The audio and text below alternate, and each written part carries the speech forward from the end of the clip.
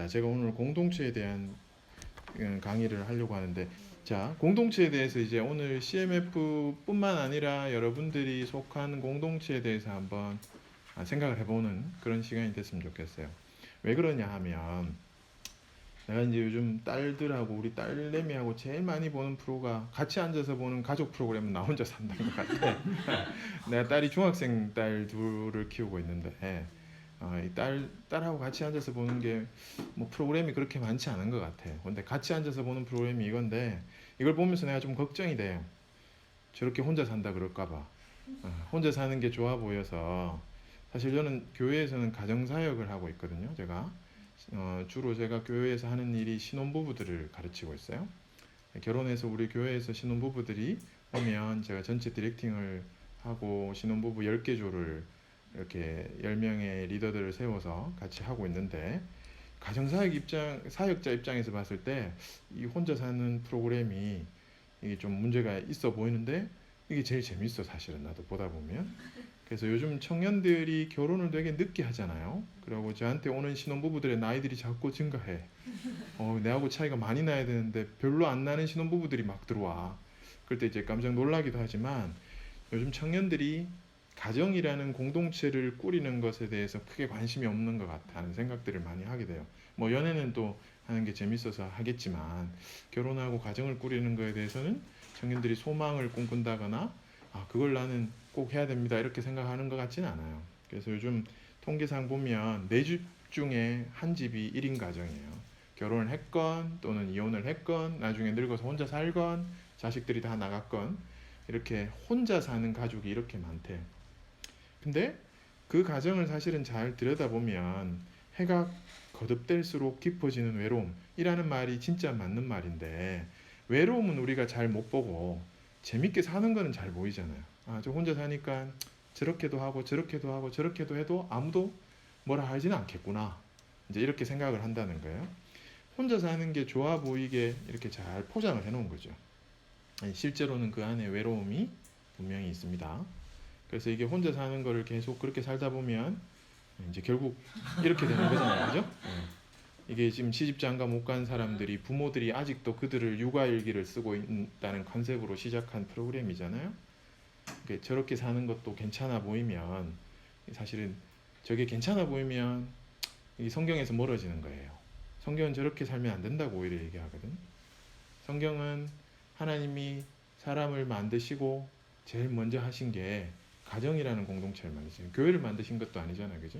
오히려 가정을 하나님이 명확하게 만드셨잖아요. 사실은 저렇게 살면 안 되는데, 요즘 이제 교회에서도 뭐 제가 만나는 권사님들도 뭐 그런 얘기를 해요. 내가 우리 신혼부부들이 왔는데 결혼 왜 이렇게 늦게 했어요? 나이가 왜 이래? 40 다 돼가지고 이렇게 시집장가를 갔냐고 내가 물어보면, 그 여러 자매들 중에 그렇게 대답하는 사람들 너무 많이 봤어요. 우리 엄마가 뭐 그렇게 빨리 하지 말라고 얘기하시던데요, 뭐 이렇게. 어머니 누구냐고 내가 물어보면, 이제 내가 아는 권사님이야. 그래서 이 권사님이 그렇게 말씀을 하셨구나. 우리 부모님들도 이제 늦게 결혼해라, 또는 뭐 안 하고 살아도 괜찮을 것 같다 야, 이렇게 얘기하시기도 해요. 근데 그러면 사실은 성경에서는 되게 멀어지는 거거든요. 혼자 사는 게 좋아 보이고 혼자 살아도 괜찮다라고 얘기하는 게, 우리가 이제 사회적으로 그렇게 얘기하잖아요. 근데 이런 프로그램들을 보면서 내가 느끼는 것은, 사실은 현대 인간의 소외를 반대로 표현하고 있다는 생각이 많이 들어요. 인간이 소외됐다는 말, 단절됐다는 말, 극단적인 개인주의로 이렇게 단절돼 가는 거예요. 그러니까 다른 사람하고 관계는 맺지만 적절한 거리를 두고 싶은 거지. 나한테 훅 들어오는 거에 대해서는 내가 좀 부담스러운 거예요. 그지? 그래서 적절한 관계를 유지하고 싶은 거예요. 근데 이 단절이라는 것이 사실 인간이 단절로 인해서 우리가 모든 어려움을 겪고 있는 거거든요. 왜 그러냐면, 우리가 하나님과 단절되고서 이렇게 세상이 이렇게 힘든 거잖아요. 아담이 죄로 말미암아서 하나님과의 관계에서 단절된 거잖아요. 그래서 하나님을 모르는 사람들은 여전히 하나님과 단절돼 있죠. 그래서 극단적으로 하나님과 단절되고 사람과 사람과의 관계 속에서도 이제 단절을 경험하는 거예요. 이게 이제 현대 인간의 소외라는 거죠.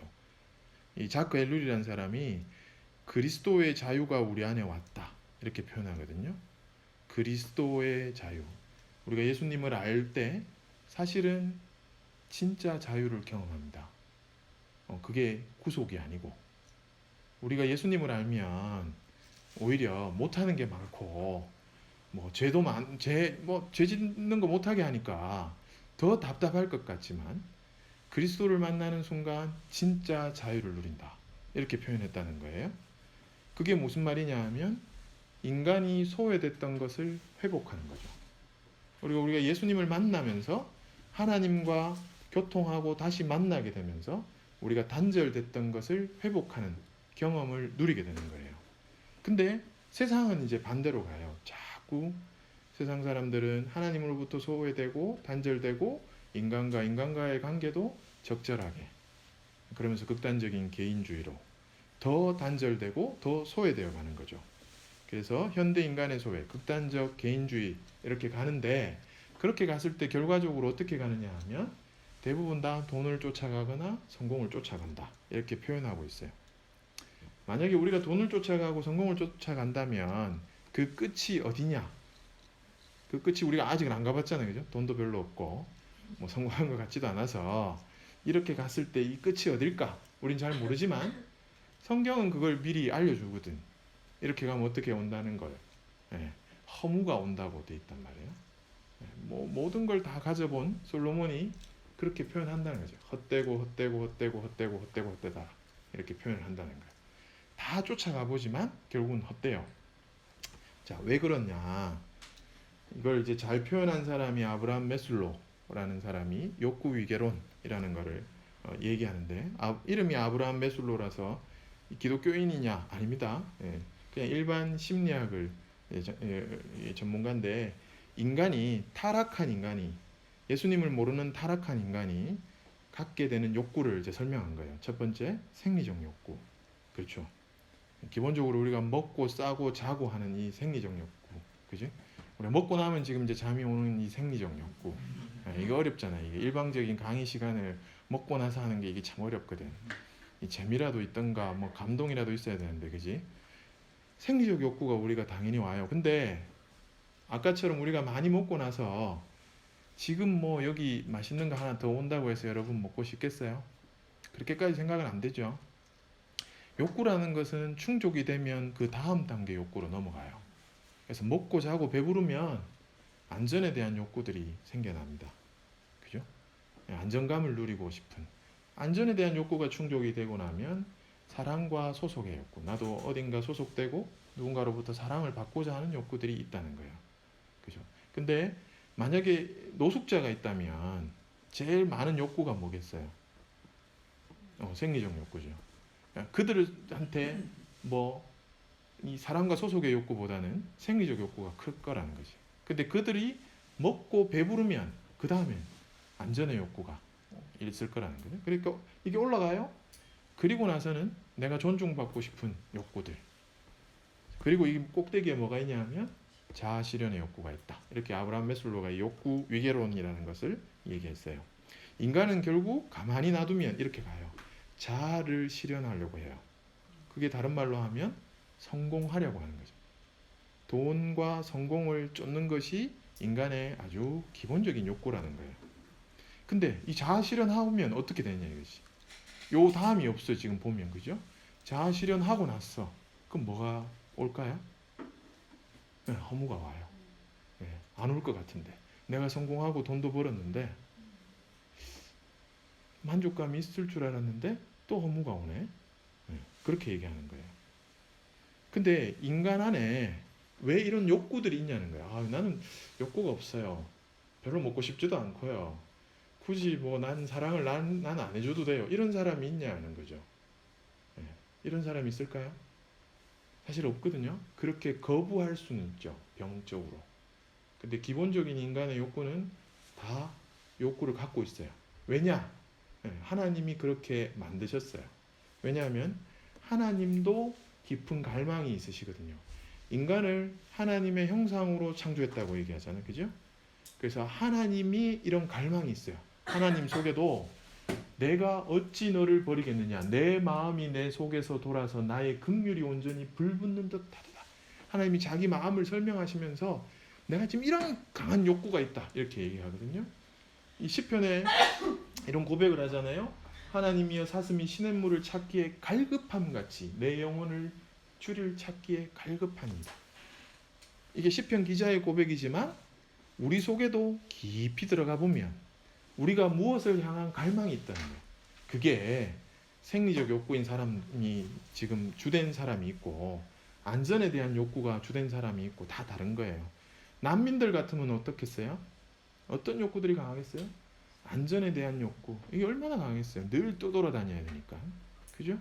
그래서 다 욕구라는 것을 갖고 있다. 왜? 하나님이 그렇게 디자인하셨다는 거예요. 그래서 우리 속에 갈급함이 있어요. 그죠?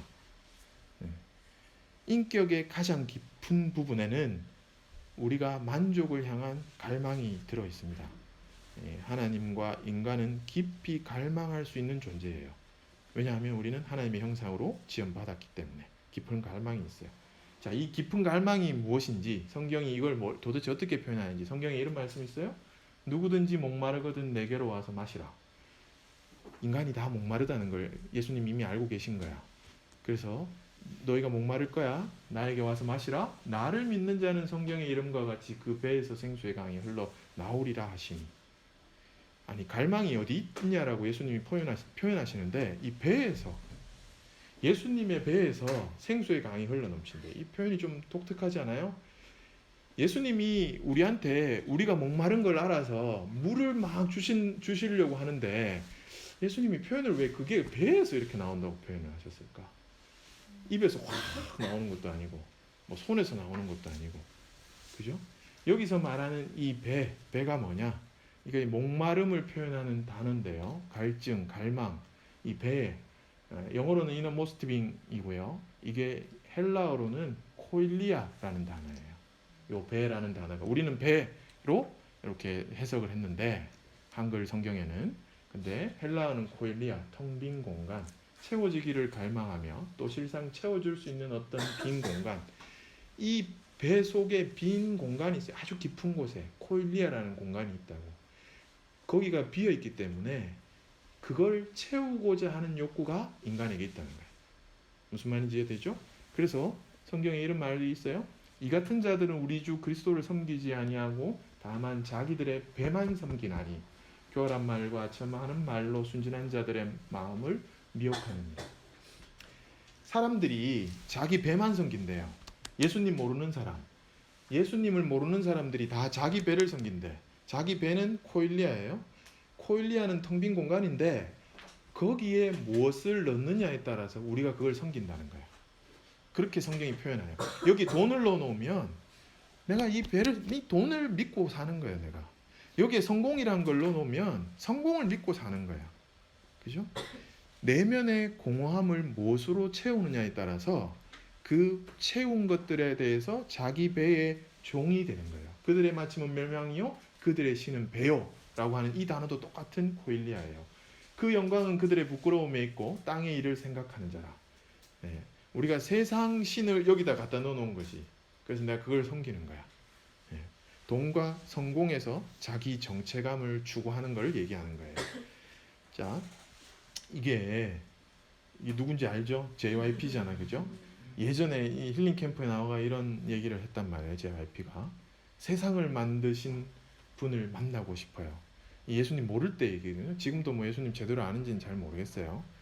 이단이란 말도 있고 뭐 아니란 말도 있고 이래가지고 잘 모르겠어요. 근데 세상 사람들의 마음 가운데 깊은 목마름을 하나님이 넣어 놓으셨어요. 공허를 넣어 놓으셨어요. 왜 그렇게 해 놓으셨냐고.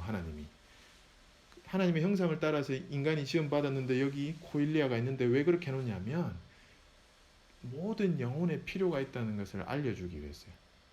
그래서 세상 사람들도 내가 하나님이 누군지 잘 모르지만 세상을 만드신 분이 신이 있다는 걸 알겠다는 거예요. 그래서 내가 그분을 만나고 싶어요 라는 이 인간의 깊은 욕구들을 얘기하는 거예요. 안 믿는 사람도 그 속에 공허가 있고요. 무언가로 채우려고 합니다. 그죠? 무엇으로 이제 채우느냐가 이제 관건인 거죠. 아까 제가 얘기했지만 돈과 성공을 쫓아보면 그걸 채워보면 끝은 허무해요. 그죠? 그러면 진짜 뭘로 채워야 되느냐? 예, 그걸 인격적 필요라고 하는데 중요감, 안전감으로 우리가 채울 수 있다. 이렇게 얘기를 해요. 이게 무슨 말이냐면 중요감, 아주 중요한 일, 시간 속으로 사라지는 것이 아닌 영원한 열매가 있는 일, 타인에게 직간접적으로 중요한 영향을 미치는 일, 그러면서도 나라는 사람에게 꼭 적합한 일을 하고 있다는 확신, 이런 걸 중요감이라고 해요. 내가 그러니까 뭐 다른 말로 하면 정체성이죠. 내 정체성. 예, 그런 게 나한테 명확하게 있으면 예, 그게 내 인격적 필요를 잘 채운 거야. 예, 돈으로 채우면 잘 못 채운 거고. 안정감. 안정감이라는 거는 사랑을 얻으려 애쓰지 않아도 조건 없이 온전히 사랑받고 있으며 노력으로 얻을 수 없고 그래서 결코 잃을 수도 없는 사랑으로 사랑받고 있다는 확신. 그러니까 우리가 사랑을 받으면 안정감을 누리는 거예요. 이 두 가지가 이제 중요한 거예요. 제가 이제 애를 키우면서 여러분들은 아직 모르겠지만 여러분은 키움을 당하긴 했지만 키워보진 못했잖아요. 그죠? 제가 딸 둘을 키우면서 아빠가 이 아이를 굉장히 내가 우리 딸을 사랑하잖아요. 정말 많이 사랑하거든요. 이 사실을 우리 딸이 알면 이게 인지가 되면 우리 딸이 어떤 마음이 들까 그런 생각이 드는 거예요. 애들이 불안할 때가 언제냐면 애들이 불안할 때 애들을 키우면서 내가 느낀 거지만 아빠가 없을 때 불안하면 좀 좋겠는데 뭐 아빠는 없어도 뭐 크게 불안하진 않아. 근데 엄마가 없을 때 되게 불안해해요. 특히 잠을 잘 때 보면 애들이 엄마가 없으면 잠을 잘 못 자. 그죠? 어른이 되면 잠자리가 중요해요. 여기 내가 침대가 이게 쿠션이 좀 그래서 잠을 못 자. 뭐 방이 뜨거워서 잠을 못 자. 이럴 수 있는데 애들은 그런 게 없어. 엄마가 있으면 잘 자. 그게 무슨 말이냐 하면 나를 사랑해주는 사람이 내 옆에 있을 때 아이들이 안정감을 누리기 때문에 그냥 잠을 잘 자는 거예요. 하나님이 사랑하는 자에게 뭘 주신다고요? 잠을 주신다고 나오잖아요. 그러니까 하나님의 사랑을 받는 사람은 마음에 평화가 오니까 잠을 잘 자는 거예요. 깊은 잠을. 네. 사랑받는 사람은 마음에 평화가 있죠. 그래서 잠을 잘 자요. 내가 환자들한테 늘 질문하는 것 중에 하나예요. 잠 잘 자요? 라고 물어봐요. 네. 굉장히 중요한 포인트거든요. 잠을 잘 자고 못 자고가 환자들한테 정말 중요한 거예요. 근데 별로 관심이 없으면 그걸 안 묻게 되는데 물어보면 이제 원인들이 쭉 엮여서 나와요. 왜 잠을 못 자요? 왜 잠을 못 자냐고 이제 물어보죠. 잠을 못 자는 이유는 여러 가지인데 대부분 불안이 있어요. 두려움이 있어요. 깊은 사랑에 빠지면 잠은 잘 자요. 내가 애들 키우면서 느끼는 거예요. 그게 우리한테 필요한 인격적 필요라는 거예요. 내가 강은아 너는, 우리 딸 이름이 강은인데, 강은아 아빠가 너를 엄청 사랑하고 너는 아빠의 소중한 딸이다 라는 정체성을 주는 거야. 아빠가 사랑하는 딸이구나 내가. 그게 자기의 중요감이라는 거예요. 내가 하나님의 자녀라는 것, 굉장한 중요감이에요. 하나님의 자녀, 하나님의 백성. 성경은 또 신약에서 우리를 왕 같은 제사장 이렇게 불러주잖아요. 그게 우리의 정체성이에요. 근데 그게 내한테 굉장한 정체성이라는 거예요.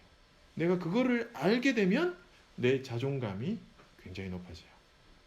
근데 우리가 성공을 했다고 해서 의사가 됐다고 해서 간호사가 됐다고 해서 우리의 정체감이 올라간다. 그건 좀 기반이 약한 거예요. 그럼 의사가 아니면 간호사가 아니면 나는 삶의 의미가 없어지는 거잖아요. 근데 내가 하나님의 자녀라는 정체성을 갖는다면 사실은 그게 우리한테는 굉장히 중요한 인격적 필요이기 때문에 그게 충족이 되는 사람들은 자존감이 달라지는 거예요. 그래서 이 두 가지가 중요한데, 자, 이 인격적 필요를 채우고 싶은데 이 코일리아에 채워야 하는 것이 이거예요. 근데 이게 어디서 나온 거냐면 하나님도 이게 있으시거든요. 일하시는 하나님, 동식물을 다스리는 아담, 우리가 선한 일을 위해 지음받은 자, 하나님의 아들, 왕 같은 제사장. 이게 우리의 정체성이라는 거예요. 이게 우리의 중요감이라는 거예요. 안정감, 삼위일체 하나님, 에하드. 삼위일체 하나님이 에하드라는 말은 하나님이 세 분인데 하나님이 한 분이신 거예요. 그 속에 깊은 조화, 그러면서 이 균형을 이루는 그것, 그 하나님과 우리가 교감하는 것, 그것이 우리가 안정감을 누리는 유일한 방법이죠. 하나님과의 관계, 하와의 관계를 통한 그 사랑, 그것이 우리 안정감이에요. 예수 그리스도의 십자가 사랑, 영원한 천국의 보장, 이런 것들을 통해서 우리는 안정감을 누릴 수 있다는 거죠. 근데 이걸 도대체 어디 가서 채워야 되냐 이거죠. 무엇을 갈급합니까?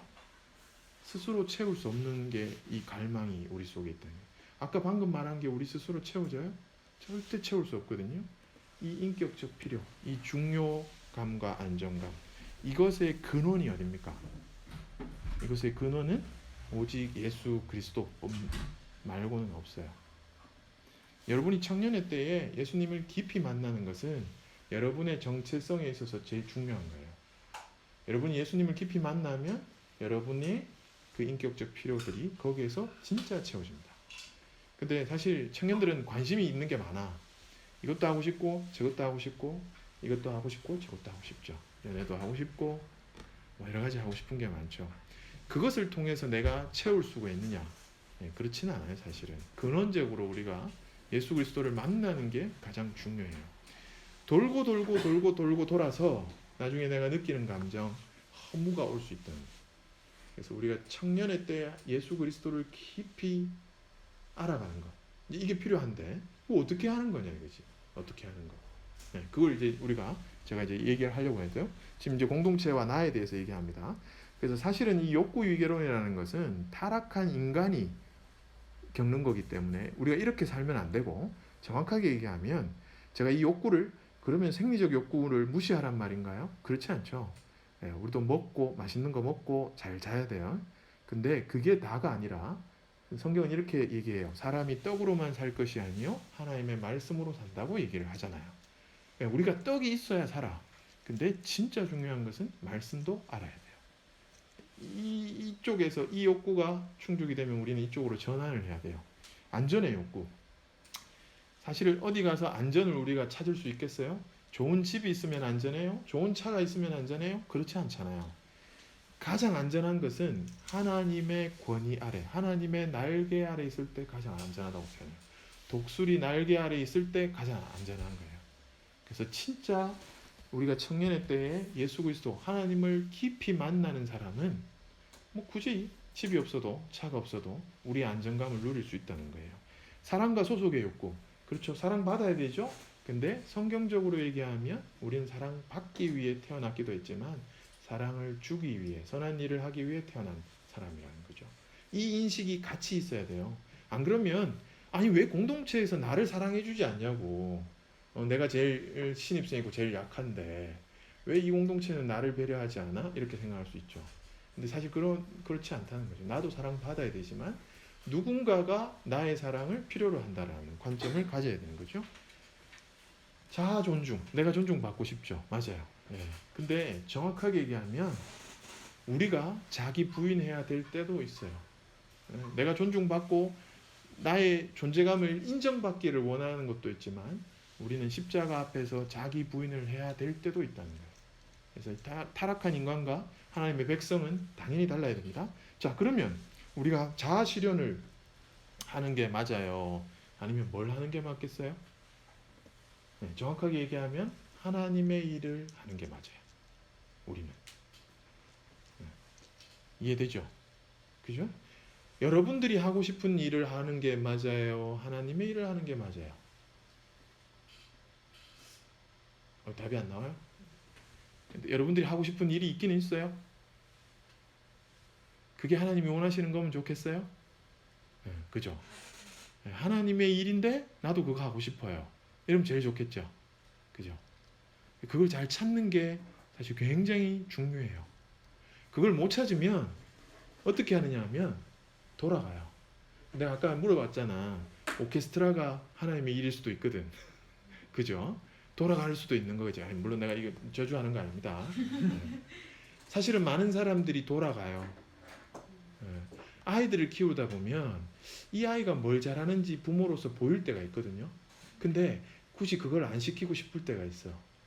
그거 돈 안 된다라고 생각하면 엄마가 아빠가 시키고 싶은 게 다른 게 있어요. 그러면 그게 하는 이 아이의 달란트하고는 전혀 상관없이 가는 애야. 그렇죠? 그래서 내가 이제 자녀 양육하면서 우리 부모 교육할 때 맨날 하는 얘기인데, 부모의 욕심이 없어져야 자녀의 달란트가 보이더라고요. 내가 애들 키우면서 느끼는 게, 우리 애가 이것도 잘하고 저것도 잘하고 저것도 잘하는 거는 부모 욕심이거든. 그게 보여가지고 얘가 학원도 이것도 댕기고 저것도 댕기고 이것도 댕겨서 다 잘하는 줄 알아. 사실 그렇게 하면서 자기가 진짜 잘하는 게 뭔지를 우리를 자기 스스로 모르게 만들어 놔버렸어. 그죠? 근데 진짜 우리가 제대로 키우려면 우리는 하나님의 선한 일을 하도록 지음 받았기 때문에 이 친구가, 이 아이들이, 여러분들의 달란트를 가지고 정말 재밌게 하는데 하나님의 일을 하도록 해야 돼요. 이거는 어려운 일이다, 그죠? 이제 여러분들은 잘 찾아가야 돼요. 뭐 이 중에 특별한 사람이 아닌 이상 이제 의료인으로 살 가능성이 많아요, 그죠? 예. 뭐 해보니까 이게 도저히 아니더라, 뭐 해가지고 나중에 나갈 수도 있겠지만, 예, 뭐 나갈 확률이 제가 10%도 안 되더라고요. 한 2, 3%는 나가는 것 같더라고요. 예. 다른 일을 하러 가더라고요. 자, 우리는 욕구를 이렇게 바꿔야 됩니다. 믿는 자는 욕구를 이렇게 바꿔야 우리의 삶에 나중에 허무가 없어요. 자, 그런데 우리가 아까 제가 말했죠. 이런 모든 욕구를 채우시는 분은 예수님이에요. 오직 예수님밖에 없어요. 근데 예수님이 채우신다는 건 알겠는데 우리 예수님이 지금 보이지 않으시잖아요. 그죠? 안 보이시는 예수님이 여러분들한테 이런 욕구들을 어떻게 충족시켜 드릴까요? 그게 이제 오늘 제가 하고 싶은 얘기. 지금까지 공동체와 나에 대한 얘기를 했어요. 자, 도대체 우리가 이 예수님을 어떻게 경험하느냐? 네, 성경에 이런 말씀이 나옵니다. 내가 진실로 너희에게 이르노니 너희가 여기 내 형제 중 지극히 작은 자에게 하나에게 한 것이 곧 내게 한 것이니라. 우리가 예수님을 경험하는 것은요, 내가 골방에 들어가서 예수님한테 기도하는 것만이 예수님을 경험하는 것이 아니고, 여기 공동체 지금 옆에 있는 사람한테 내가 어떻게 하느냐를 통해서 예수님을 경험할 수 있다, 이렇게 표현하는 거예요, 성경은. 너희가 서로 사랑하면 이로써 모든 사람이 너희가 내 제자인 줄 알리라. 그렇죠? 우리가 지체를 사랑함으로써 다른 사람이 우리가 그리스도의 제자인 걸 안돼. 그럼 우리가 그리스도를 경험하는 거예요. 나를 통해서, 공동체를 통해서, 서로를 통해서 우리는 예수님의 공급하심을 느낄 수 있어요. 그죠? 내 혼자 살아서 예수님의 공급하심을 느낄 수 있는 것이 아니라 우리가 같이 공동체로 삶으로써 예수님이 우리 공동체 가운데 서로를 통해서 주시는 사랑을 경험하게 한다는 거예요. 그렇게 할 때 많은 다른 사람들이 우리를 보고 저 사람들이 예수의 제자구나, 이렇게 얘기한다고 얘기합니다. 좋습니다. 그런데 공동체를 하면 제가 여러분들한테 다시 질문을 던져요. 예수님을 느끼세요? 예수님이 공급하시는 것을 느껴요? 현실이 어때요? 공동체 하다 보면 힘든데요. 예수님을 느끼는 건 아닌 것 같은데요. 자, 공동체의 삶이 항상 예수님을 느끼느냐? 어떤 사람은 공동체의 삶이 끔찍하다 그래요. 왜냐하면 공동체로 살아보면 우리의 한계와 이기심을 스스로 자각하게 만드는 곳이기도 하거든요. 하루 종일 우리 누구랑 붙어 있다고 생각해봐요. 그 속에 나 자신의 연약함이 그대로 드러나죠. 나의 부족함이 드러나죠. 나의 무능력이 드러나죠. 내가 같이 하루 종일 붙어 있어 봤는데 이 사람하고 내하고 통하지가 않아. 정신적 장벽을 느껴요. 성적 불안감들이 그 안에 있어요. 채울 길이 없는 욕망들이 막 있을 때도 있어요.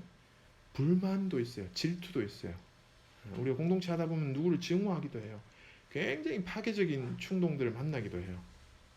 그래서 이 공동체를 하다 보면 우리 안에 있는 괴물을 만나기도 해요. 그게 공동체예요. 그래서 장바니에라는 사람은 공동체도 회심하지 못한 부분이 있다, 이렇게 이 말로 표현을 하는데요. 그래요. 실제로 해보니까 내가 공동체를 열심히 해보니까 고만하고 싶다. 이제 그만 나가야지 이런 생각이 들 때가 있다는 거지. 이게 내한테 유익한지 잘 모르겠고 오히려 내가 어려운 것 같아. 굳이 내가 이 공동체 말고 다른 거 해야지 이런 생각이 들 때가 있더라는 거죠. 네. 그죠? 자, 바울이 어떻게 얘기를 하냐면 그러므로 그리스도 안에 무슨 권면이나 사랑의 무슨 위로나 성령의 무슨 교제나 긍휼이나 자비가 있거든 마음을 같이하여 같은 사랑을 가지고 뜻을 합하여 한 마음을 품어 이렇게 얘기를 하는데 이 바울의 뭘 권면했냐면 마음을 같이하고 같은 사랑을 가지고 뜻을 합하여 한 마음을 품어라 이렇게 얘기하거든요. 한 마음을 만들려고 그래요. 공동체 할 때 마음을 같이 이렇게 잘 모아봐라 이렇게 얘기하거든요. 근데 제가 공동체 해보니까 제일 안 되는 게 이거야. 마음이 달라. 네 마음이 내 마음 같지 않아. 다 생각이 다른 거야. 여러분들이 오늘 뭘 원하고 이 공동체에 왔는지 다 다를 거란 말이지. 그냥 밥을 원하고 왔을 수도 있는데 뭐 이런 재미없는 강의를 원하진 않았는데 그죠? 뭐 생각이 다 다르다는 거예요. 이게 제일 어려워요. 제가 해보니까. 그러면 어떻게 한 마음이 될 수 있느냐? 바울이 이렇게 얘기합니다. 그 앞에 2절 앞에 1절을 보면 그리스도 안에 무슨 권면이나 사랑의 무슨 위로나 성령의 무슨 교제나 긍휼이나 자비가 있거든. 1절이 있어야 2절이 된다. 이렇게 얘기해요. 1절이 있어야 2절 마음을 같이 할 수 있다. 이렇게 얘기해요. 그럼 1절이 뭐예요? 그리스도 안에 권면이, 그리스도 안에 위로가, 그리스도 안에 교제와 긍휼과 자비가 있다면 2절이 된다. 이렇게 얘기합니다. 그래서 1절이 먼저예요. 여러분들이 그리스도 안에 있지 않으면 공동체는 생각보다 어려워. 해보면 이게 문제가들이 많아. 자꾸 싸움이 돼. 근데 그리스도 안에 이런 권면을 느끼고 그리스도 안에 사랑을 느끼고 위로를 느끼는 순간 이 공동체 속에서 마음이 어느 정도 합하게 되는 거예요. 한 마음이 되는 건 결코 쉽지 않지만 또 한꺼번에 되지도 않아요. 그런데 한 마음이 되는 과정이 있어요. 과정. 이게 처음부터 이렇게 안 된다고. 이제 예과 1학년, 간호학과 1학년인데 전혀 다르게 지금 20년 살다가 지금 왔는 거야 지금, 그지? 그렇게 해서 이제 경북대라는 요 CMF라는 그 안에 지금 이제 오긴 왔어. 근데 이때까지 20년 다르게 살아왔잖아, 그죠? 근데 어떻게 이게 공동체가 한 마음이 되겠냐는 거지. 당연히 안 되죠. 근데 요게 이제 공동체가 이렇게 성장을 해요. 혼자 잘하는 게 아니라 공동체가 이렇게 성장을 하거든요. 아니 뭐 내 혼자 좀 성장하면 되지 왜 굳이 공동체로 이렇게 성장해야 돼요? 왜 공동체로 성장해야 되느냐 하면 그거를 이렇게 보여주는 영상이 있는데 잠을 좀 깨라고 이게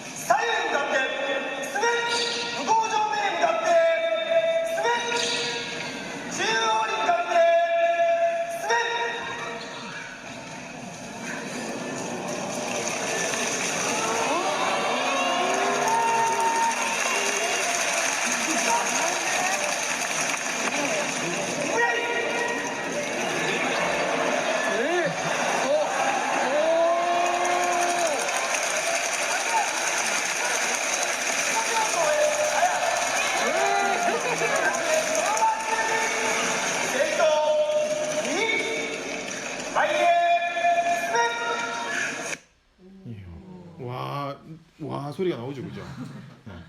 왜 우리가 공동체로 성장해야 되는지를 제가 보여주는 거야. 네? 자, 이거 혼자 해가지고 이거 와 소리 듣겠어요, 이거? 절대 들을 수 없는 거예요, 사실은. 혼자 잘하는 거하고 공동체가 잘하는 거하고 뭐가 다르냐는 거예요. 그것을 보여주는 영상이거든요. 이게 팀워크의 힘이죠. 이게 성장한 공동체의 힘이라는 거예요. 이걸 지금 내가 여기서 혼자 한다고 생각해봐요. 여러분들이 와 하겠어요? 웃긴 거지. 의미 없지. 의미 없다 이렇게 생각할 거 아니에요? 자, 그러면 어떻게 이렇게 성장할 수 있냐는 거예요. 이들이 이 정도 되기 위해서 얼마나 많이 연습했다라는 게 우리가 이게 상상이 되죠. 그죠?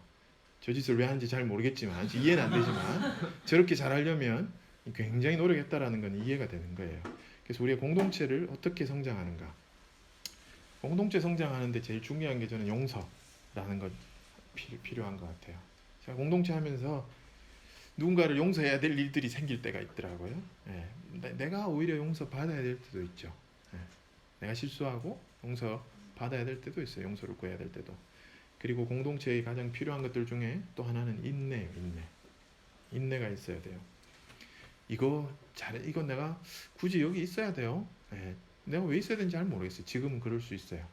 지금은 CMF가 왜 여러분들한테 중요한지 전혀 모를 수 있어요. 예. 근데 하다 보면 여기 힘든 일이 있거든요. 예. 상호 신뢰가 있어야 돼요. 순종이 있어야 돼요. 공동체를 잘 하려면 이런 게 있어야 돼요. 여러분들한테 이게 지금 뭐 금방은 무슨 의미가 있겠는지 잘 모르겠지만, 자, 우리가 이렇게 할 때 공동체가 성장을 하는데, 도대체 성장한 공동체는 사랑이 있는데 하나님이 계시다는 건데, 예? 왜냐하면 성경이 이렇게 얘기하거든요. 너희가 서로 사랑하면 이로써 모든 사람이 너희가 내 제자인 줄 알리라. 우리가 서로 사랑하는 것이 하나님께 영광이 됩니다. 우리는 결국 하나님의 영광을 드러내는 삶을 살아야 되는데 이게 우리의 공동체의 목표잖아요, 사실은. 근데 이게 모든 기독교 공동체의 목표니까 이걸 이제 우리 공동체의 목표는 이제 이따가 다시 살펴봐야 되겠지만, 공동체를 하는 근본적인 이유, 공동체의 목표는 하나님께 영광이 됩니다. 그죠? 자, 목표를 관해서 한번 볼게요. 성경에 많은 목표에 대해서 이렇게 얘기를 합니다. 그런즉 너희가 먹든지 마시든지 무엇을 하든지 다 하나님의 영광을 위해서 하라. 그런즉 우리는 몸으로 있든지 떠나든지 주를 기쁘시게 하는 자가 되기를 힘쓰노라. 꿈이 많으면 헛된 일들이 많아지고 일이 많아도 그러하니 오직 너는 하나님을 경외할지니라. 주여 이제 내가 무엇을 바라리요? 나의 소망은 주께 있나이다. 이 백성은 내가 나를 위하여 지었나니 나를 찬송하게 하려 함이니라. 이렇게 성장의 목표, 그것이 공동체의 목표이고 이게 비전인데, 자, 공동체의 목표 비전은 하나님의 영광이 되고 하나님을 경외하고 주를 기쁘시게 하고 우리가 소망을 주께 두고 하나님을 찬송하는 것, 이게 우리 공동체의 목표거든요. 이런 목표를 아니 뭐 공동체에 주신 거예요, 내한테 주신 거 아니에요? 헷갈릴 수 있잖아요. 뭐 이런 목표가 내 인생의 목표라는 건 알겠어요. 근데 이게 우리 공동체의 목표일 수도 있지만 내 목표도 아닙니까? 이렇게 반문할 수 있죠. 예. 근데 사실 이건 정확하게 얘기하면 공동체의 목표예요. 예. 무슨 말이냐? 사실 하나님의 말씀은 대부분 다 공동체로 임했거든요. 간수가 이렇게 얘기해요. 사도행전에 선생들이여 내가 어떻게 하여 구원을 받으리까 하거늘 주 예수를 믿으라. 그리하면 너와 내 집이 구원을 받으리라. 지금 물어보는 사람이 어떻게 물어봤어요? 내가 어떻게 구원받냐고 물었는데, 예수 믿으면 네가 구원받는다고 얘기하지 않고 너와 내 집이 구원받는다 이렇게 얘기를 해요. 희한하지 않아요? 성경은 구원도 공동체로 이루세요. 모든 메시지들이 사실은 나 개인에게 하신 말씀이 아니라 공동체에 하신 말씀이 되게 많아요. 노아가 잘했는데 노아 가정이 구원을 받아요? 그렇지 않아요? 유월절에 참여한 가장이 참여했는데 그 집이 다 구원을 받았다니까요? 기생 라합이 잘했는데 라합의 집 친척들이 다 구원 받았잖아요. 삭개오가 잘했는데 삭개오 가정이 구원을 받았어요. 고넬료 혼자 와가지고 잘했잖아요. 근데 고넬료의 집에 있는 하인들까지 다 구원 받았다니까? 루디아의 가정. 구원을 하나님께서 공동체로 이루셨어요. 너와 내 집이 구원을 얻으리라. 이거 얼마나 감사한 말씀이에요. 저희 집에서 혼자 예수 믿었거든요. 이제 어머니 나가시고 돌아가신 할머니도 교회에 나가시고 아버지 아직 안 나가셔서 저도 이 말씀을 지금 붙들고 하고 있는 중인데, 나 때문에 우리 집이 구원을 얻는다는 말씀은 굉장히 위로가 되는 말씀이잖아요. 우리 창세기 잘 아는 생육하고 번성하고 땅을 충만하고 땅을 정복하라 하신 말씀, 그 창세기에 나오는 창조 명령, 그걸 아담에게 주신 것이 아니라 성경에 그렇게 나와요. 하나님이 아담과 하와를 창조하시고 하나님이 그들에게 복을 주시고 그들에게 이르시되 생육하고 번성하고 땅을 정복하고 땅을 충만하고 땅을 다스리라 이렇게 얘기해요. 창조 명령을 아담에게 주신 게 아니라 아담의 가정에게 주셨어요. 하나님의 대부분의 말씀은 개인에게 주신 것이 아니라 여러분의 공동체에게 주신 말씀이에요. 그죠? 하나님의 나라가 네 안에 있다가 아니라 너희 안에 있다. 이렇게 표현하시잖아요. 성경은 그렇게 얘기해요. 하나님이 아브라함을 부르실 때도요. 하나님이 아브라함만 부르신 게 아니에요. 정확하게 보면 창세기 11장에 보면 아브라함의 아버지 데라를 통해서 가족 전부를 부르셨는데 데라가 이게 갈대아 우르를 떠나서 계속 가나안으로 가야 되는데 이 하란에서 멈춰버렸어요. 그러고 나서 죽고 나서 아들을 다시 불러냈었어요. 그게 창세기 12장에 나오는 거예요. 아브라함을 통해서 다시 불러내시는 거예요. 그리고 보여준 땅이 아니라 보여줄 땅. 우리의 목표는 가나안이고 천국이잖아요. 그렇게 보여줄 땅으로 가라 이렇게 얘기한 거예요. 하나님이 아브라함을 부르신 것이 아니라 정확하게 얘기하면 아브라함의 가정을 불러내셔서 복이 되고 복의 통로가 되게 삼으셨단 말이에요. 그 모든 것이 하나님의 영광이죠. 아브라함만 나온 게 아니라 아브라함의 조카 롯도 같이 나왔지만 롯은 가만히 보면 목적에서 벗어나서 좀 망했죠. 그래서 우리가 공동체의 목적을 하나님이 주세요. 어디로 가라. 이런 아주 구체적인 명령을 주실 때가 있다고. 근데 그 목표를 통해서 같이 나가야 되는데 룻처럼 자기 살고 싶은 대로 살면 롯처럼 망할 수도 있다는 거예요. 그건 공동체의 목표이고 내 목표가 아닌 것 같다는 생각이 들 때가 있어요. 저는 CMF 공동체의 목표가 제 목표는 아닌 것 같아요. 이렇게 생각할 수 있다는 거지. 근데 그렇게 가다 보면 어떻게 될까? 고민해 봐야죠. 자, 그러면 그 공동체 속에서 나는 뭡니까? 내가 해야 하는 일이 뭔지. 내가 공동체의 목표가 있다. 지금 이렇게 얘기를 했어요. 여러분들 지금 아직 다 이해 못했겠지만 여러분들을 CMF에 보내셨다라는 분이 하나님이라는 것을 믿으세요? 누가 가라 해서 오긴 왔지만 그 근원에 하나님이 인도하셔서 이 CMF 공동체라는 곳을 내가 온 거예요. 이게 어떤 사람은 순위가 한 5순위가 되고 어떤 사람은 뭐 한 2순위 정도 되고 그렇겠지만 이 공동체를 여러분들이 왔어요. 근데 이 공동체가 뭔지 잘 모르겠어. 근데 이 공동체가 무슨 목표가 있는 것 같아. 근데 그게 내하고 무슨 상관이 있냐고. 잘 모르겠어요. 그 공동체 속에서 나는 뭡니까? 내가 해야 되는 뭡니까? 그걸 우리가 생각을 해봐야 되겠죠. 그거를 저는 다른 말로 하면 소명이라고 얘기합니다. 소명. 공동체의 목표 비전은 분명해요. 하나님의 영광이에요. 한마디로 줄이면. 우리의 모든 그리스도인의 목표는 하나님의 영광을 위해서 지음받았기 때문에 그렇게 살아야 돼요. 그렇지 않으면 허무가 와요. 이건 제가 예언하는 거예요. 네. 그죠? 아까 앞에서 봤잖아요. 우리가 하나님의 영광을 위해 살지 않을 때, 돈과 성공을 쫓아 나갈 때, 우리의 욕구를 채우면서 우리가 살아갈 때, 우린 분명히 허무를 느끼게 됩니다. 그래서 지혜 있는 자는 이 청년의 때에 여호와를 기억하라 이렇게 얘기하잖아요. 청년의 때에 여호와를 깊이 만나서 하나님의 영광이 우리 공동체의 목표라는 것을 인지하는 사람은 세월을 아끼는 사람이에요. 그런데 오케이, 공동체의 목표는 알겠습니다. 근데 거기서 내가 해야 되는 게 뭐예요? 그게 소명이라는 단어라고. 소명. 부르심, 다른 말로 하면 부르심이라는 단어죠. 너희 안에 행하시는 이는 하나님이시니 자기의 기쁘신 뜻을 위하여 너희에게 소원을 두고 행하게 하시니. 소원을 주시는 분이 누구라고요? 하나님이에요. 여러분들이 잘 보면 하나님이 주시는 소원을 갖고 있을 수 있어요. 근데 그 소원이 하나님의 기쁘신 뜻을 위해 준다고.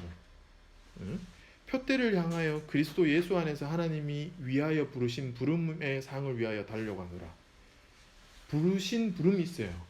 여러분들이 어떤 일을 하라고 아마 분명히 부르셨다는 거예요. 지금 내가 잘 모르지만. 자, 우리가 알거니와 하나님을 사랑하는 자 곧 그의 뜻대로 부르심을 입은 자들에게는 모든 것이 합력하여 선을 이룬다. 분명히 여러분들한테 부르심이 있어요. 그게 뭐냐? 개인의 소명. 여러분들한테 그 소명을 주시는 분, 소원을 주시는 분이 여러분들한테 어떤 거를 하기를 바란다. 네가 어떤 일을 하기를 바란다. 근데 그게 하나님이 위에서 부르신 부름이야. 그런 부르심이 있다는 거예요. 자, 알겠어요. 근데 난 아직 뭔지 잘 모르겠어요. 그게 내가 여기서 말하는 것은 의사가 되고 간호사가 되는 걸 얘기하는 게 아닙니다. 그렇죠? 그것은 직업인이 되는 거지. 그것이 딱 소명과 일치하느냐? 그렇진 않아요. 그죠? 네. 자, 개인의 소명은요, 공동체 속에서 구체화되고 객관화됩니다. 제가 이렇게 얘기를 합니다. 하나님이 내 마음에 주시는 소원, 그리고 부르심이 소명인데, 소명은 비전을 이루기 위해서 주신 일이 소명인 거예요. 비전은 아까 공동체의 비전은 하나님의 영광이죠. 부르심이라고 하는 소명, 콜링. 어떤 사람은 선교적 부르심이 있을 수 있고, 어떤 사람은 아버지로의 부르심이 있고, 어떤 사람은 어머니로의 부르심이 있는 거예요. 다양한 부르심이 있어요. 이 모든 부르심이 비전, 목표, 하나님의 영광을 위해서 부르셨다고요. 그죠? 자, 이런 개인의 소명은 어떻게 해서 더 구체화되고 객관화되느냐? 공동체 속에서 객관화됩니다. 여러분들 혼자 그거를 혼자 객관화 시킨다고 계속 나는 뭐 해야 되지 해서 객관화되는 게 아니고, 공동체 속에 있으면서 공동체 생활하다 보면 나를 향한 부르심이 저거네요. 깨닫게 된다는 거예요. 아직은 감이 안 잡히겠죠. 이제 1학년이니까. 그죠? 그래서 제가 공동체 속에 왜 객관화가 되느냐 하면, 여러분들이 CMF를 하다 보면 좋은 롤 모델을 분명히 만나게 됩니다. 야, 난 저런 의사가 돼야 되겠다. 나는 저런 간호사가 돼야 되겠다. 나는 저런 의료인이 돼야 되겠다. 분명히 이 속에서 롤 모델을 발견할 수 있어요. 그죠? 사실 우리가 좋은 멘토가 없으면요, 사실 우리가 뭔가를 잘하기가 쉽지 않아요. 우리 중에 가이드를 해주지 않으면 뭔가를 탁월하게 하는 사람은요, 아주 극소수에 불과해요. 극소수. 아주 탁월한 사람이 있긴 있더라고, 내가 보니까.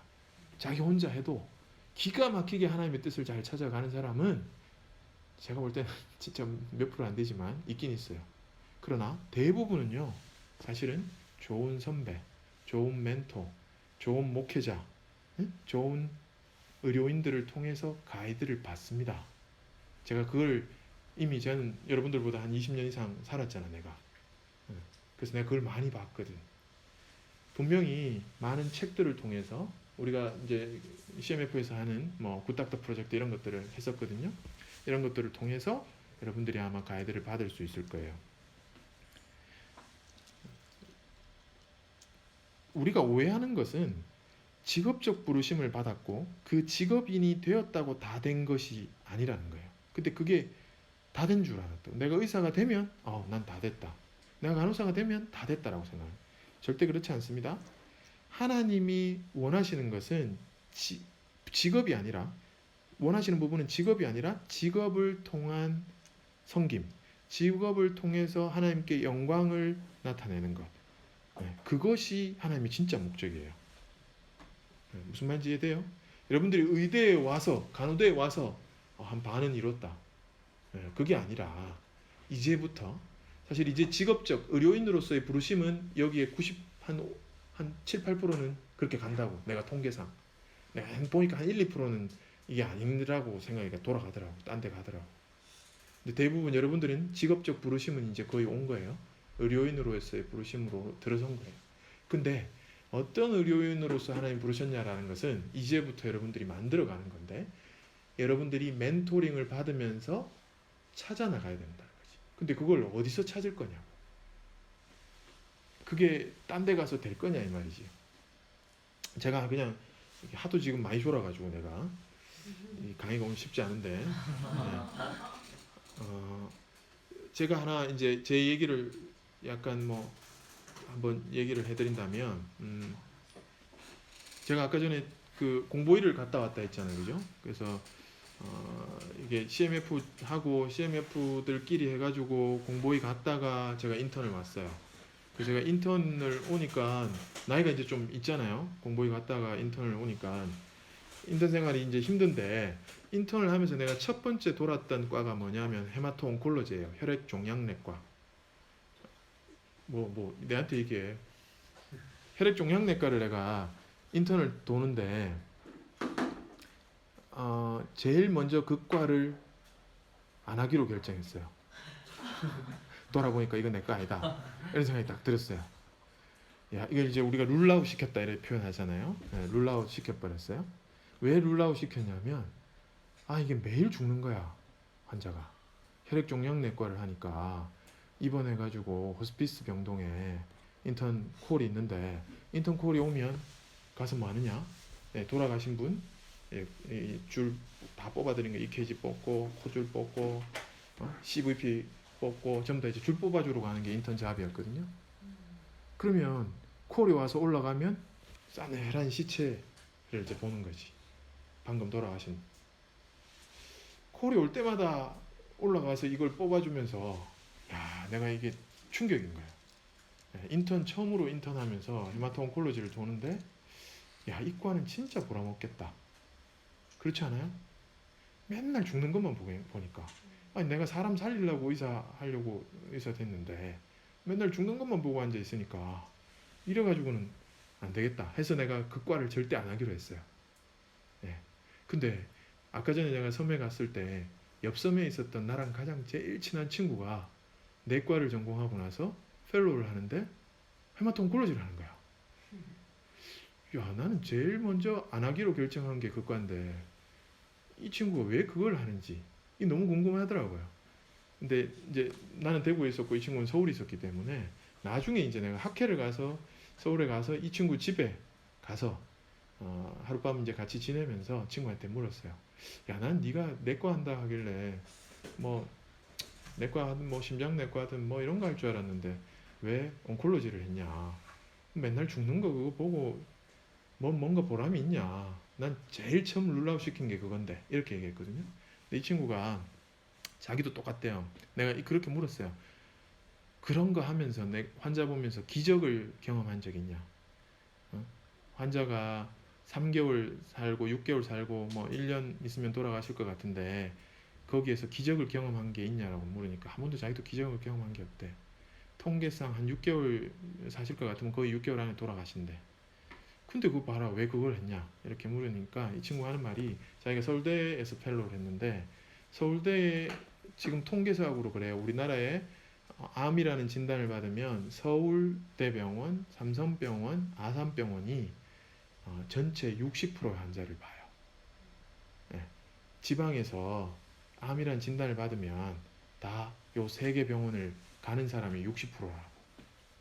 그러니까 이 세 개 병원에서 보는 암 환자가 어마어마한 거예요. 그죠? 그래서 자기 위에 이 교수님이 자기가 펠로우 할 때 자기 교수님이 진료하는 거를 참관해 보면 3분 진료를 하신다는 거예요.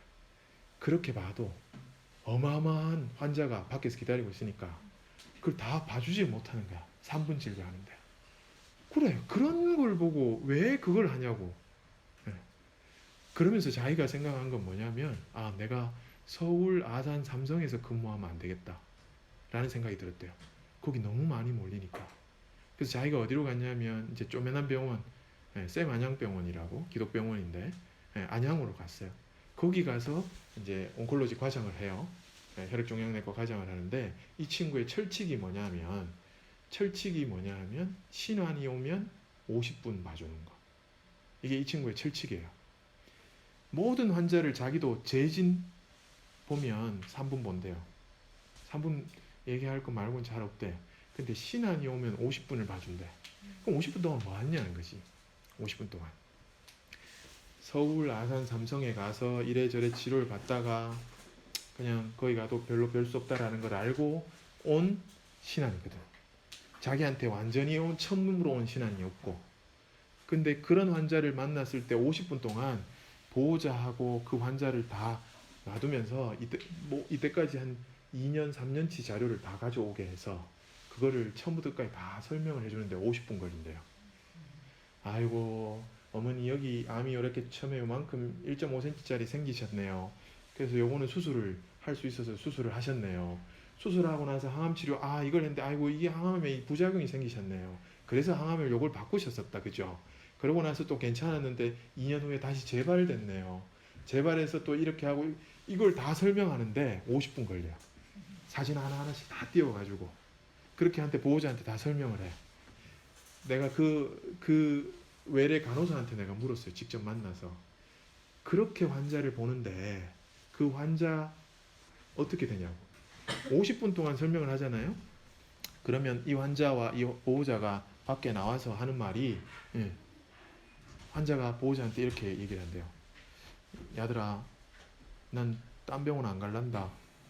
이 과장님한테 진료받다 그냥 죽을란다. 이렇게 얘기한다는 거예요. 그래서 자기 환자가 되는 거야. 더 이상 딴 데 가봐야 이런 설명이 없었으니까 모든 걸 다 설명해주고 나니까 이 선생님한테 간다는 거야. 그래서 이 친구가 하는 게 뭐냐면, 그렇게 해서 입원해서 자기도 항암 치료하고 또 퇴원시켰다 항암 치료하고 똑같이 하는 거예요. 그러면서 서바이벌이 한 번도 예상에 빗나간 적이 없다 이거지. 3개월 있다가 죽을 사람은 죽고 6개월 있다가 죽을 사람 다 죽었다는 거지. 그래, 그런데 왜 온콜로지를 했느냐라는 거지 내가. 그죠? 이 친구가 뭘 하느냐 하면, 그렇게 해서 온 자기 환자를 입원시키면 기도 회진을 돌아요. 회진 돌 때. 그러면서 기도를 해요. 아이고 아버님, 내가 난 교회 다니는데 기도해 드릴게요. 오늘은 내가 기도 회진 도는 거니까 아픈 거 말고 기도해 드릴 거 없어요. 그러면 그 환자들이 뭐라고 얘기하냐면, 이렇게 얘기한대요. 과장님, 내가 이제 한 3개월 남았다 하셨죠. 내가 우리 아들이 안 보고 산 지 한 15년 됐는데 그게 내 기도 제목입니다. 아들이 내 돈 들고 집 팔고 나간 지가 15년 됐어요. 내가 아들을 못 본 지 한 15년 됐는데 죽기 전에는 보는 게 내 기도 제목이에요. 이렇게 얘기한대요. 그리고 어떤 아줌마는 내가 이혼을 했고 지금 이렇게 혼자 살고 있는데 우리 자식들도 나를 안 보고 있다. 내가 어떻게 하면 좋을지 그게 내 기도 제목이에요. 이렇게 얘기한다. 그래서 내 친구가 그런 기도 제목을 받을 때마다 그 아들한테 전화합니다. 묻고 물어서 연락처를 찾아가지고 전화를 해요. 당신 아버지 돌아가실 날이 3개월밖에 안 남았다. 언제 올래요? 빨리 오세요. 올 때까지 전화를 하는 거예요. 그렇게 해서 그 아들이 오면 아버지하고 앉혀놓고 울고불고 하고 거기에서 화해를 시키고 그렇게 해서 임종을 맞는 거예요. 이게 내 친구가 하는 일이에요. 내가 밤새 이 얘기를 들었어요. 밤새. 자기가 왜 헤마토온콜로지를 결정을 했고 그 일을 통해서 나도 한 번도 기적을 체험하지는 못했다. 근데 내 환자가 죽기 전에 가족이 회복되고 또는 그 중에 몇몇은 예수 그리스도를 만나고 그리고 임종을 맞이한다고. 근데 난 그게 내한테 주신 하나님의 천직이라는 것을 내가 알고 나니 난 이건 너무 재밌다. 이렇게 표현하는 거예요. 네. 매일 죽는 건 똑같은 거예요.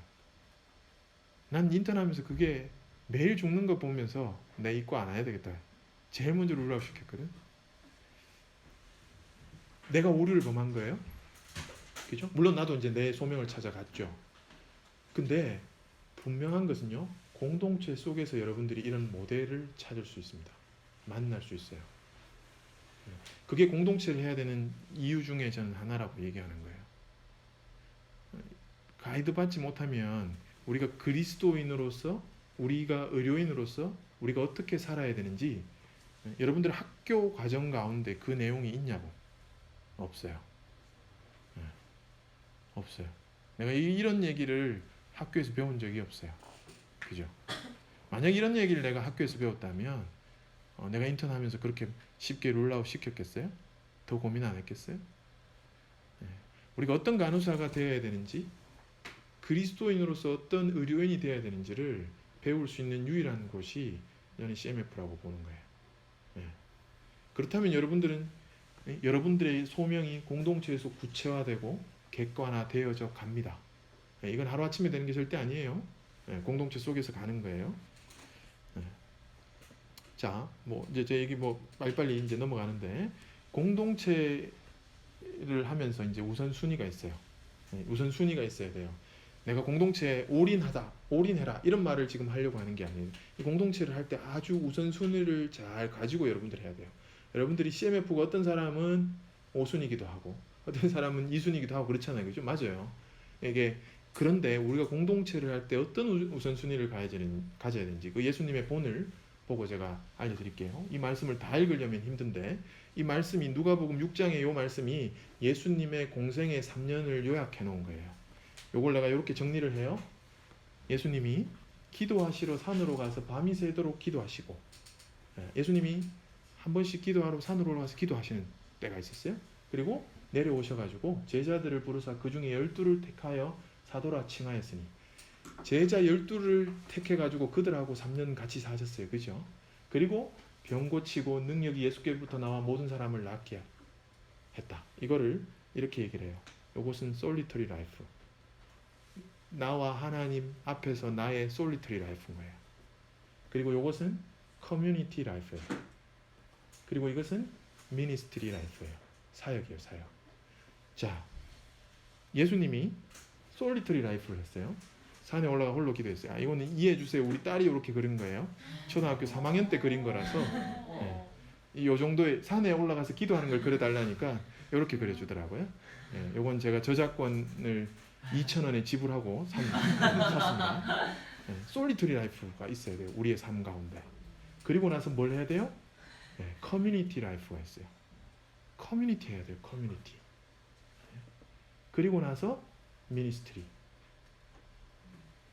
자, 이것이 어떻게 돌아가야 되느냐 하면, 우리 이 강은이가 초등학교 3학년 때 그림인데 지금 중학교 2학년인데 솔리터리 라이프를 하고 커뮤니티 라이프를 하고 미니스트리 라이프를 해야 돼요. 근데 우리가 오류를 범하는 사람들은 솔리터리 라이프에서 하나님 앞에 기도하다가 뭐가 음성이 들려? 뭐가 소명이 느껴졌어? 그리고 나서 이렇게 와버리면 안 된다고. 바로 미니스트리 하면 오류를 범한다고요. 하나님이 여러분들 기도하는 가운데 어떤 부르심을 주실 수 있어요. 맞아요. 근데 그거를 알았다고 해서 내가 그렇게 사역할 수 있느냐? 없다고. 그렇게 하면 오류를 범한다고. 하나님 앞에 부르심이 더 점점 구체화되고 명확할수록 뭘 해야 되느냐 하면 커뮤니티를 해야 돼요. 아시겠어요? 여러분들이 공동체 하는 거 너무 중요해요. 그게 교회 공동체든 CMF 공동체든. 그걸 안 하면 여러분들이 나중에 하나님이 여러분들한테 맡긴 그 미니스트리, 소명, 그걸 감당해내기가 어렵다고. 이 균형이 있어야 돼요. 이 세 가지의 균형이. 내가 힘들 때 하나님 앞에 혼자 나가는 시간들이 있어야 돼요. 그죠? 있어야 돼요, 분명히. 내가 혼자 성경을 보고 큐티를 하고 말씀을 묵상하는 시간들이 있어야 돼요. 그리고 우리가 같이 공동체로 모여서 찢고 볶고 해야 된다는 거지. 그죠? 예수님이요, 홀로 사역할 수 없다는 것을 너무 많이 가르쳐 주셨어요. 예수님이 전도하러 보낼 때도 혼자 보낸 적이 한 번도 없어요. 두세 사람을 같이 보냈어요. 예배의 삶과 공동체의 삶이 공존해야 됩니다. 이게 쉽지 않아요. 왜냐하면 공동체에 보면 상처가 많아져요. 상처가 자꾸 생겨요. 싸워요. 근데 사실 아이러니하게도 그게 성장입니다. 그게 성장이에요. 삶을 나눠야 돼요. 공동체 하면서 적당히 할 수 없어요. 여러분 CMF 하면서 적당히 하지 마세요. 삶을 나눈다는 것은 진짜 내 시간을 나눠야 돼요. 진짜 내 공간을 나눠야 돼요. 그게 공동체의 삶이에요. 공동체를 하지 않고 사역을 하는 것은 정말 건강하지 않아요. 오류에 빠져요. 사역도 절대 혼자 하지 않습니다. 나중에 사역도 우리가 혼자 하지 않습니다. 공동체 안 나오면서 사역하는 게 의미가 있을까요? 없어요. 왜냐하면 하나님이 공동체로 일하세요. 하나님이 삼위일체잖아요. 하나님이 이미 공동체로 계신다니까. 완벽한 공동체의 모습으로 계세요. 그렇죠? 예수님이 신이시고 전능하신 분인데 성부 하나님께 기도하잖아요. 예수님도 솔리터리 라이프가 필요한 거예요. 하나님과의 1:1 관계가 필요한 거예요. 그리고 제자들과 커뮤니티, 삼위일체 하나님의 커뮤니티도 필요하다는 거예요. 아무리 뭔가를 잘한다고 해서도 할 때요, 그게 그 사람이 혼자 하는 거잖아요. 그럼 비성경적인 거예요. 성경은 철저하게 공동체로 말씀하셨거든요. 그죠? 자, 이제 우리 CMF를 볼게요. 우리는 어떤 공동체입니까? 여러분들은 CMF를 어떻게 생각하고 들어왔어요? 들어와 보니까 내가 이게 뭘 해야 될지 잘 모르겠어요. 그죠? 이게 내가 발을 한 반발 정도 지금 들여다 놔야 될지, 이게 훅 들어가야 될지, 다른 동아리도 해야 되고 공부도 좀 해야 되고 할 게 많은데, 그죠? 여기에 어느 정도 지금 내가 해야 될지 고민이 될 거예요. 왜냐하면 아직 여러분들은 CMF라는 공동체를 다 경험한 게 아니거든. 그래서 아마 생각이 다 다를 거예요. 근데요, 제가 공동체에 대한 연구를 많이 해요. 저는 직업이 가정의학과 전문이지만 제가 하는 일 중에 하나는 리서치입니다. 리서치를 제가 많이 해요. 특히 성교에 관련한 리서치를 제가 많이 하고 있거든요. 지금 뭐 오늘도 지금 제가 계속 리서치 자료 만들다가 여기 왔는데, 병원에서 리서치를 하면서 제가 이런 단체들을 많이 봐요. 이 단체가 어떻고 저 단체가 어떻고, 왜 그걸 알아야 그런 커뮤니티가 어떻게 돌아가는지를 알아야 되거든. 그래서 내가 그런 거를 연구하는데, 최근에 선교단체를 연구하면서 내가 느낀 것들이 있어요. 우리 한국 누가에 말고 이제 선교단체, 예를 들어 100년 이상, 이런 선교단체가 다 100년 이상 된 선교단체거든요. 우리 이정훈 선생님 뒤에 와 있는데, 이정훈 선생님은 이제 웩을 통해서 이제 내년 2월에 파송을 받습니다. 선교사로 나가는데, 웩이라는 단체 100년 이상 됐단 말이에요. 인터서브라는 단체, OMF라는 단체, 이런 단체 한 150년 이상 됐어요. 어마어마하게 이제 오래된 국제 선교 단체인데, 제가 이런 선교 단체를 이렇게 리서치를 하면서 그 리더십에 대해서 되게 공부를 많이 해요. 이 대표님이 어떤 분이신지, 그분이 어떻게 리더십을 발휘하길래 이 공동체가 이렇게 잘 되는지, 뭐 이런 거 되게 연구 많이 해봤거든요. 근데 제가 뭘 느끼는 거냐 하면, 리더십이 탁월해서 잘 되는 공동체는 그 리더십이 물러나면 어려워져요. 그렇죠?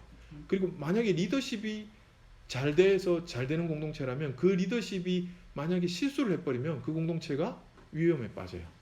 그죠? 그런 일이 요즘 많잖아요. 우리가 교회에 담임 목사님이 실수하시면, 담임 목사님이 한국교회에 몇몇 분들이 실수하시면서 교회가 엄청 욕을 먹잖아요. 그런데 망하지 않고 100년, 150년 이래 간 선교단체들은 분명히 리더십이 얼마나 많이 바뀌었겠어요. 그죠? 150년 살지 못하니까. 그 리더십은 계속 바뀌었는데 어떻게 이 단체가 이렇게 오래 갔는지를 내가 연구해 봤어요. 망하지 않고 100년 이상 가는 공동체에는 뭔가 있겠지. 연구를 해보니까 뭐가 나오냐 하면, 리더십이 나오는 것이 아니라 스피릿이라는 게 나와요. 스피릿. 스피릿이라는 게 있어서 이게 이렇게 가는구나. 제가 그걸 알았어요. 그래서 여러분들한테 제가 이제 얘기해주고 싶은 거는, 그럼 CMF는 스피릿이 뭐예요? 이제 이걸 얘기하고 싶은 거예요. CMF도 스피릿이 있습니다. 여러분들이 아직 잘 이해는 못했겠지만, CMF의 스피릿, 우리가 이런 정체성이라는 걸 갖고 있어요. 한국 누가에는 의료사회에서 예수 그리스도의 주되심을 인정하는 의료인과 예비 의료인으로 구성된 복음적인 초교파적 신앙 공동체이다. 이렇게 돼 있어요. 의료사회에서 예수 그리스도의 주되심을 인정하는 의료인들, 예비 의료인들 모임이다. 이렇게 나와요. 사명선언문, 한국 누가에는 회원들의 전인적 신앙 성장을 돕고 하나님의 뜻에 따라 의료사회를 변화시키며 의료를 통해 이웃과 사회와 세상을 섬기고 하나님 나라를 위해 일하는 것을 목적으로 한다. 이게 우리 공동체의 비전입니다. 이게 우리 공동체 비전이에요. 근데 여러분의 소명은 이 가운데서 더 구체화될 가능성이 많다는 거지. 그렇겠죠? 이 정체성과 사명선언문이 핵심 가치 행동 강령이 있어요. 우리한테. 그걸 제가 많아서 다 적진 않았는데, 이게 우리 누가의 30주년 기념으로 해서 우리가 30주년을 돌아보면서 이걸 만든 거예요. 지금 이제 30주년 더 됐어요. 내년이 우리가 40주년이에요. 누가이가. 결국 CMF는 의료사회에서 예수 그리스도의 주되심을 인정하는 의료인으로 사는 겁니다. CMF 스피릿이 한마디로 이거예요. 이거. 예수 그리스도의 주되심을 인정하는 의료인이에요. 이게 마음에 들어요? 딱히 잘 모르겠죠. 그죠? 이게 마음에 이게 나하고 무슨 상관있지? 여러분이 CMF를 하게 된 동기하고 차이가 많죠. 그죠? 엄청난 차이죠. 나는 CMF 이런 거 모르고 들었는데 처음 출발부터 달라요. 그죠? 여러분들이 지금 다 다른 동기로 들어왔다고. 아마 이건지 알았으면 1도 관심이 없었을걸? CMF가 이런 거라면. 근데 하나님이 원하시는 건 이겁니다. 그건 제가 명확히 얘기해 줄 수 있어요.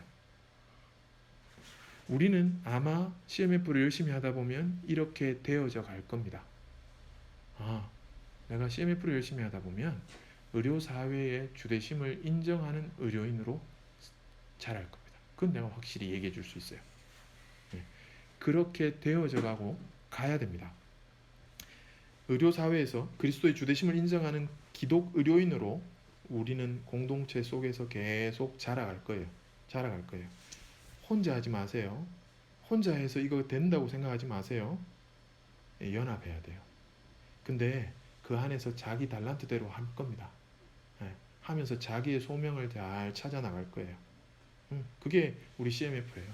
저는 CMF를 지금 이제 오래 했잖아요. 제가 94학번이거든요. 94년도부터 이제 CMF를 한 거예요. 지금까지 이제 CMF를 하고 있어요. CMF가 아니었다면 어땠을까?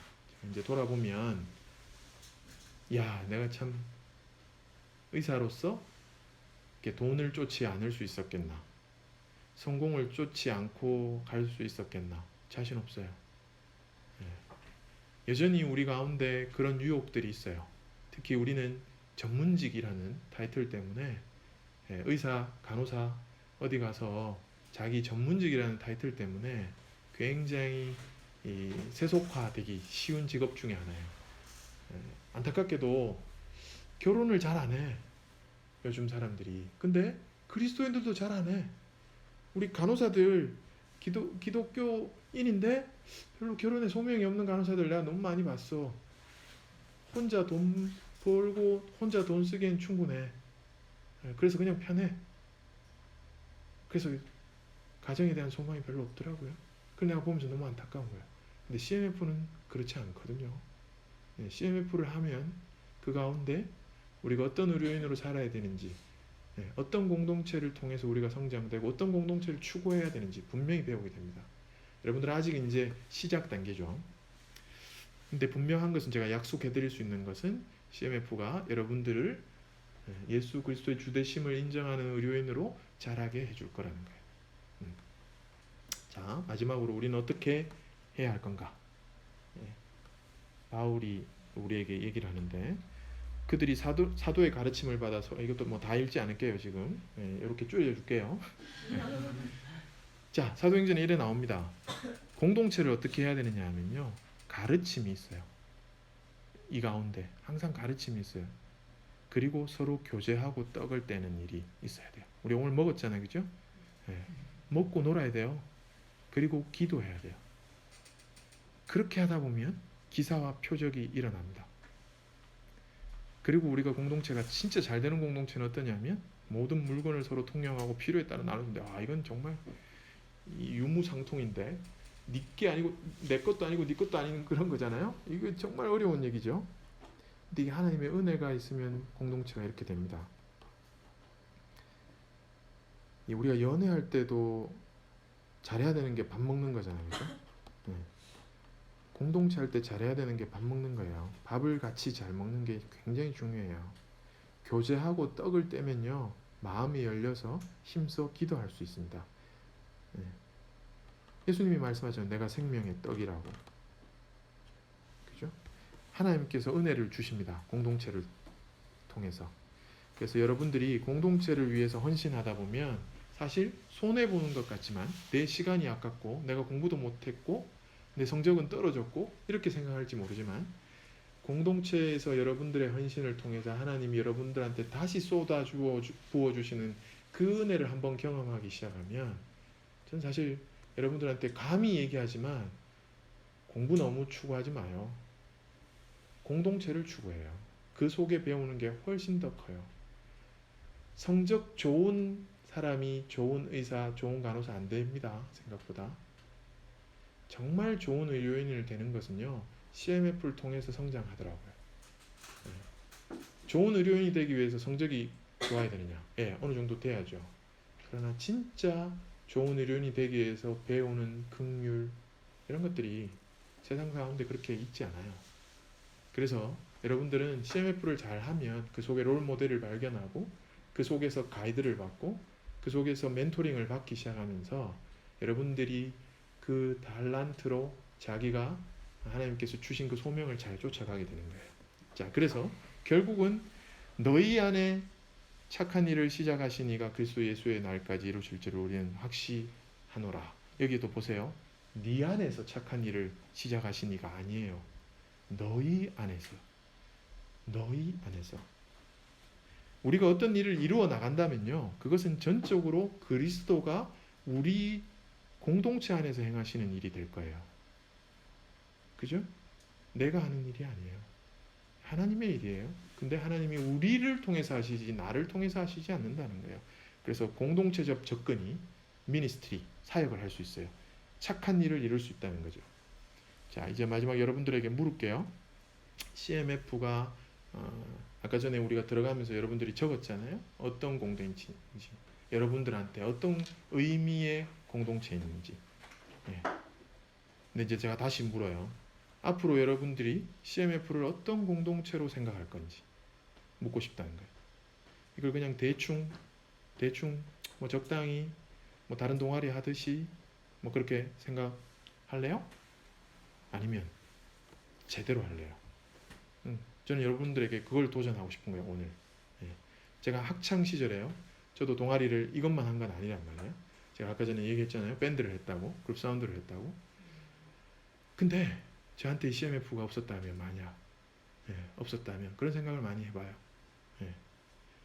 CMF를 그냥 동아리 정도로만 생각을 했다면